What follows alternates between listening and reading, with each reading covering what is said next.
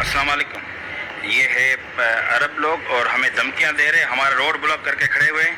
ये देखो, हमने इससे पूछा कि इधर क्या कर रहे हैं, हमारा इलाका है, तो हमें रोक के हमारा बदमाशी हमारे आगे कर रहे हैं। इसका गाड़ी का नंबर है, ये गाड़ी का नंबर है, ये हमारे से बदमाशी कर रहे हैं। ये बंदा है हमारे से बदमाशी कर रहा है, ये हमें धमकियां दे रहा है, पुलिस की और हमें धमकियां दे रहा है। ये देखो मोबाइल हींअर मूंखे कॉलूं अचनि पियूं ऐं कुझु माण्हू मूं वटि आया बि आहिनि त हीउ वीडियो तव्हां लाइव जेको हलाया इहो डिलीट करियो, सुठो थींदो तव्हांजे लाइ, न त तव्हांजे लाइ सुबुह जो मसइलो थींदो। हाणे इन मसइलो मुंहिंजे मथां सुबुह जो थींदो, उनजो ज़िमेदार उहे ई माण्हू आहिनि जेके मूंखे प्रेशराइज़ कनि पिया, जिन जे चवण ते अरब जिन ते रहनि था, धमकियूं ॾियनि पियूं मोतमार। बिल्कुलु इन बयान खे रिकॉर्ड में रखियो।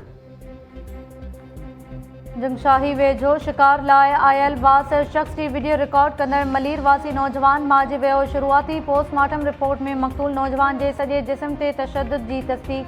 PPMPA जाम अवेस गराम, नियाज़ सालार जोखियो, अहमद शोरो ऐं ॿियनि ख़िलाफ़ क़त्ल केस दाख़िल।